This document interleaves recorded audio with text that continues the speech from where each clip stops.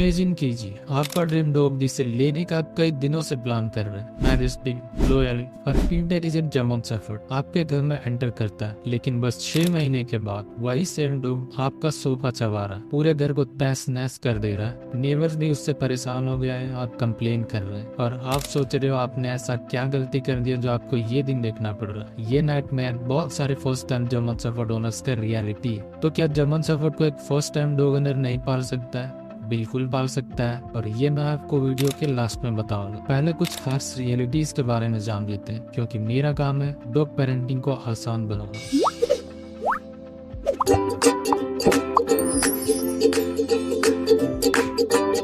देखिए, मैं आपको साफ साफ बता देना चाहता हूँ कि जर्मन शेफर्ड कोई टिपिकल डॉग नहीं है जिसे आप एक बोल में खाना दे दोगे और भूल जाओगे। ये एक 30-35 किलो का इंटेलिजेंट, एनर्जेटिक और फियर्सली प्रोटेक्टिव कंपेनियन है जो आपकी लाइफ कंप्लीटली ट्रांसफॉर्म कर देगा। बेटर या वर्स, ये आपके ऊपर डिपेंड करता है। इंडिया में specially in big cities like Mumbai, Delhi and Bangalore, excited first time owners एक कोजियस जर्मन शेफर्ड पपी ले तो आते हैं, बट उनके बिजी लाइफस्टाइल और स्पेस की कमी की वजह से उनका जर्मन शेफर्ड अनकंट्रोल्ड और एग्रेसिव हो जाता है। Let me ask you something, क्या आपने कभी सोचा है कि जर्मन शेफर्ड्स ओरिजिनली किस काम के लिए ब्रीड किए गए थे? उनका काम था शीप हर्डिंग, जो घंटों तक जर्मनी के हार्श वेदर में भी काम कर सकते थे। इसका मतलब उनके जीन्स में स्टेमिना, इंटेलिजेंस और वर्क एथिक कोडेड है, जिसे आप इग्नोर नहीं कर सकते। दी 3 क्रिटिकल ट्रूथ्स। पहला, एनर्जी लेवल। अगर आप 9 to 5 जॉब करते हो, एसी रूम में रहते हो और सोचते हो कि इसे 15 मिनट वॉक के लिए ले जाऊंगा तो काम चल जाएगा, देन स्टॉप राइट देयर। एक जर्मन शेफर्ड को कम से कम 2 घंटे का daily physical and mental exercise चाहिए, not just walking, running, training, playing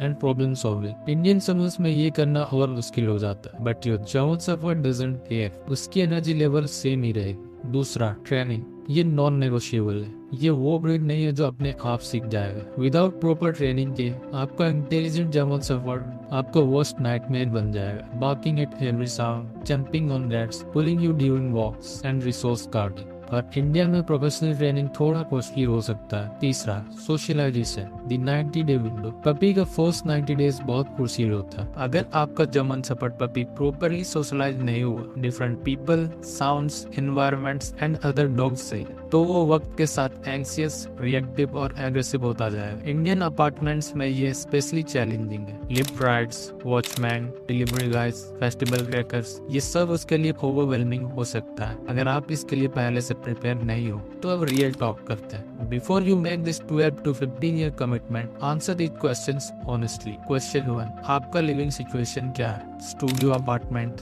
shared accommodation या फिर independent house with a yard? German shepherd's apartment में अडॉप्ट कर लेते हैं, लेकिन उसके लिए थोड़ा ज्यादा एफर्ट करना पड़ता है। क्वेश्चन 2, क्या आपका शेड्यूल फ्लेक्सिबल है? Puppies can't hold their bladder. शुरुआत में आपको 2 से 3 आवर्स में बाथरूम ब्रेक देनी हो तो ये काम कौन करेगा? आप करोगे या आपके घर में कोई है जो आपका ये काम कर दे? क्वेश्चन 3, हेल्थ एक्सपेंसेस हैंडल कर पाओगे? Hip dysplasia, skin allergies, blood, ये कुछ common German shepherd health issues. एक इमरजेंसी वेट विजिट और 10 से 15 हजार रुपए हाथ से गए। Regular vet checkups, vaccination, quality food and grooming, इन सब के खर्चे अलग। क्या फाइनेंशियली प्रिपेयर्ड हो उसके खर्चे उठाने के लिए? अब तक मैंने आपको चैलेंजेस के बारे में बताया, अब मैं आपको बताऊंगा कि एग्जैक्टली कौन से first time owners German shepherd's के साथ सक्सेसफुल हो सकते हैं। पहला, आप रिसर्च ओरिएंटेड हो। आप ये वीडियो देख रहे हो मतलब आप रिसर्च ओरिएंटेड तो हो, that's a good sign. You are willing to learn, adapt and improve. दूसरा,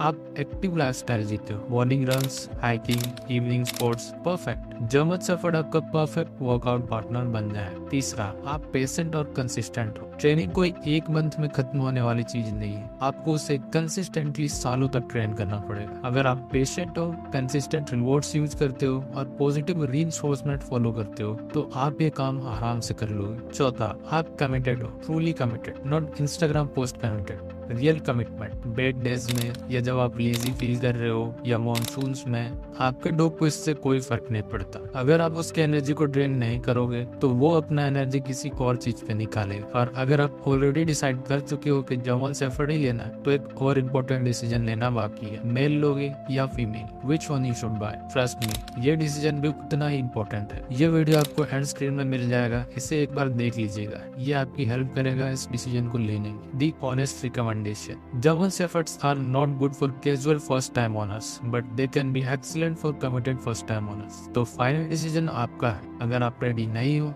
that's completely okay. Better to be honest now than regret later. There are many other breeds जो first time owners के लिए easier है. लेकिन अगर आप ready हो तो जर्मन शेफर्ड आपकी लाइफ का बेस्ट डिसीजन बन सकता है. अगर ये वीडियो हेल्पफुल लगा हो तो लाइक करो और शेयर करो उन फ्रेंड्स के साथ जो जर्मन शेफर्ड लेने का सोच रहे हैं, एंड सब्सक्राइब करो for more honest practical dog ownership content.